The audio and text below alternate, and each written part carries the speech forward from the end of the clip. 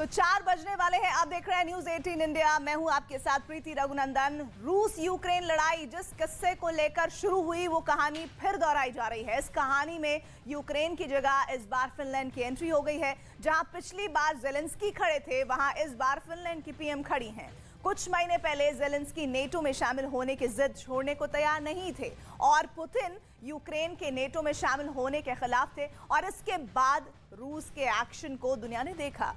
इस बार कहानी वही है, पर एक नए किरदार की एंट्री ने कहानी में सस्पेंस और बढ़ा दिया है। और सवाल यही है कि क्या फिनलैंड का भी यूक्रेन वाला हाल होगा?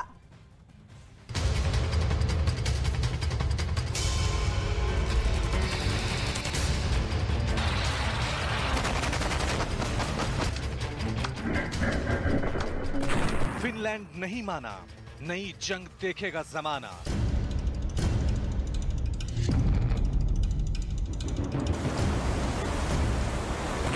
समंदर में पुतिन के फाइटर की सनसनी।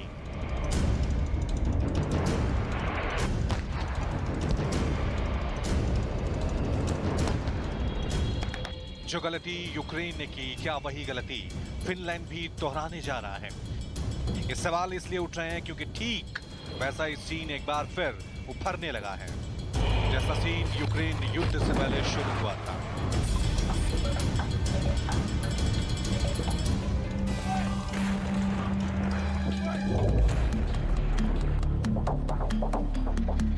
ये बाल्टिक सागर की तस्वीर है, जहां पर फिलहाल पूरी दुनिया की नजरें आकर ठहर गई, क्योंकि फिनलैंड के नेटो में शामिल होने के ऐलान के साथ ही बाल्टिक सागर में रूस की हलचल तेज हो गई है। रूसी न्यूज एजेंसी इंटरफैक्स की रिपोर्ट के मुताबिक बाल्टिक सागर में रूस की समुद्री फ्लीट पर एक्टिविटी बढ़ गई है। यही नहीं, बाल्टिक सागर में रूस के सुखोई 27 फाइटर विमानों से एयर स्ट्राइक के मॉक ड्रिल की भी खबर है। रूसी न्यूज एजेंसी की रिपोर्ट में कहा गया है कि इस ड्रिल में Baltic Sea fleet Sukhoi crew को शामिल किया गया है।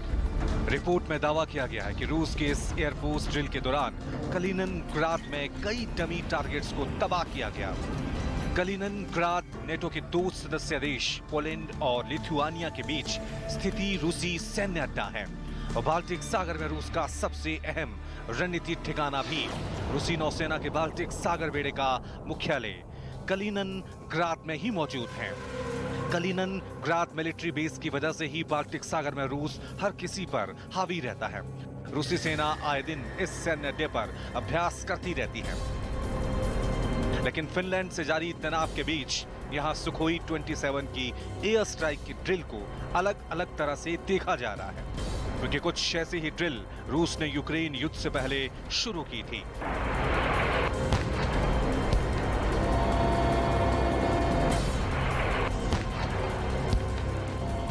याद कीजिए, करीब 3 महीने पहले 19 फरवरी को रूस ने अपनी सीमा के भीतर मिलिट्री डील शुरू की थी।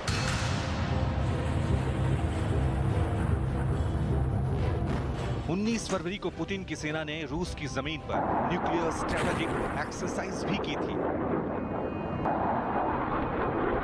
अमेरिका और पश्चिमी देशों को लगा कि ये पुतिन की गीदड़ फपकी है, लेकिन ठीक 5 दिन बाद पुतिन ने इस ट्रेलर की फिल्म रिलीज कर दी। 24 फरवरी को यूक्रेन पर जो हमले शुरू हुए वो आज तक नहीं थमे हैं। यूक्रेन के लिहाज से फिनलैंड को देखें तो फिनलैंड रूस से दुश्मनी मोल लेने के मामले में 2 कदम और आगे निकल चुका है। यूक्रेन तो सिर्फ नेटो में शामिल होने की तैयारी कर रहा था, जबकि फिनलैंड तो साफ साफ कर चुका है कि वो 18 मई को नेटो के लिए आधिकारिक आवेदन देने जा रहा है। अब सबकी नजरें पुतिन पर आकर ठहर गई हैं, खासकर पुतिन की सेना के अहम ठिकाने कलिनिनग्राद पर, क्योंकि रूस अगर फिनलैंड के खिलाफ कोई भी एक्शन लेगा तो वो कलिनिनग्राद का बेस ही होगा।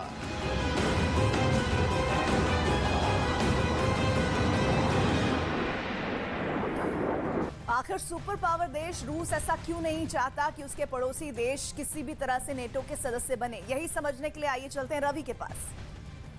रूस ये किसी भी कीमत पर बर्दाश्त नहीं करेगा कि उसका कोई पड़ोसी देश नेटो का नया सदस्य बने, क्योंकि रूस फिनलैंड के साथ करीब 1340 किलोमीटर लंबा बॉर्डर शेयर करता है और कहा जा रहा है कि पुतिन की नेवी और वायुसेना वहां पेट्रोलिंग कर रहे हैं। एक रिपोर्ट में यह भी दावा किया गया है कि पुतिन सीमा पर परमाणु मिसाइलें और पनडुब्बी तक तैनात कर सकते हैं, जिसका सीधा मतलब यह हुआ कि वो फिनलैंड को सबक सिखाने के मूड में है।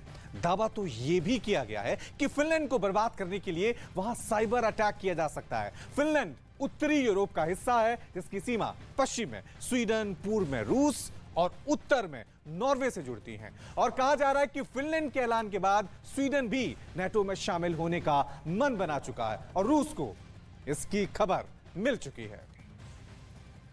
तो आइए इसी के साथ आगे बढ़ते हैं। दरअसल रूस के राष्ट्रपति व्लादिमीर पुतिन की धमकी के बावजूद फिनलैंड नेटो में शामिल होने पर अड़ा हुआ है। 18 मई को फिनलैंड नेटो की सदस्यता के लिए आवेदन करेगा। अब सवाल यही है कि अपनी